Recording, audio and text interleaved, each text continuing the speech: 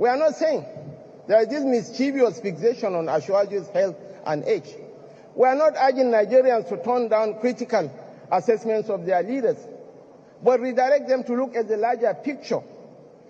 We are not preparing for the Olympics, but an institution that thrives on the superiority of ideas and established track records.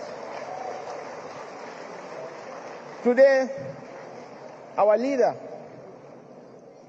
President Muhammadu Buhari, commissioned the Immortal Rice Mill. This is the largest rice mill in Africa and the third largest in the world, producing 2.8 million bags of 50 kg rice per annum. But Lagos is the smallest state in Nigeria in terms of landmass, 3,577 square kilometers. But the beauty of the Lagos idea is that it provides an avenue for national cohesion, because the Immortal Rice Mill is a product of a venture between the government of Kebbi State and the government of Lagos State. Nigeria has a coastline of 850 kilometers, covering 8 states.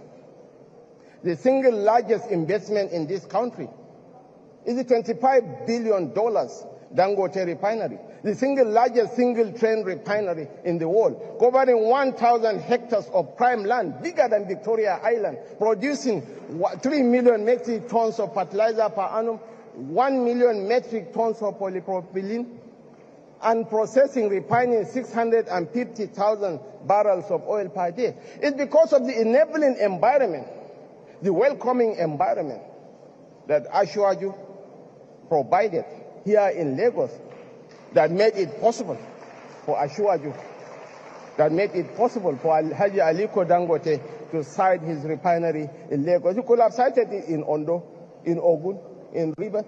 There are 8 states along the coastline, but he opted for Lagos because of the quality of ideas provided by the template established by Bola Tinubu. And the MRS lubricant, MRS is owned by my brother from Kano. It's because of the enabling environment created by Ashwaju and his own team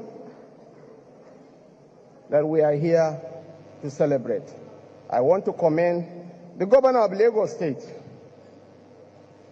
for strictly observing the template and working on the template and transforming Lagos. When Ashwaju became the governor of Lagos State, you and I know that the fear of Lagos to an average northerner was the beginning of wisdom.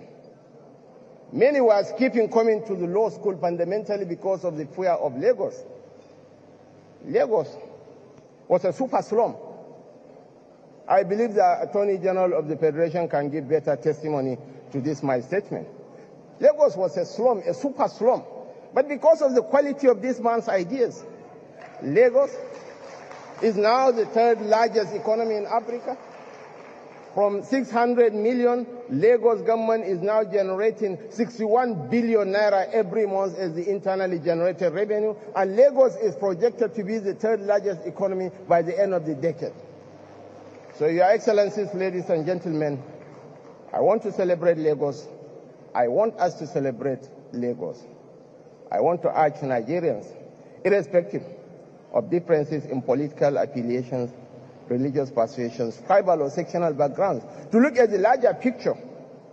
President Buhari, by the quality of his leadership, by creating the enabling environment for Ashwaju to emerge as the presidential candidate of the APC, to me was the highest point of his leadership. Your Excellencies, ladies and gentlemen, the President deserves a standing ovation from all of us for this quality of leadership that he has provided to this nation.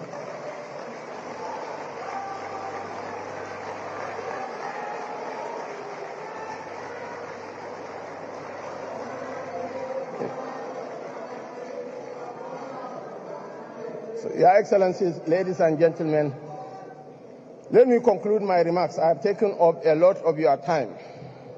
But the Nigerian electorate is much more sophisticated than what some pretentious politicians are making us out to look like. Next month's election is a watershed election in the history of this country. The ability, as I have always said, the ability to sell bottled water in a saturated market or the capacity to collect excise duties doesn't make one an expert in economics. In the same vein, the ability to hawk alcoholic beverages imported from South Africa doesn't make one an expert in how to run a modern economy. I will urge you all to vote for the one that will sustain the legacies of President Muhammadu Buhari. For someone who has the integrity, who has the character, who has the skill set to catapult this nation to a higher pedestal. Thank you so much for listening, and may God bless us all. Thank you very much, sir.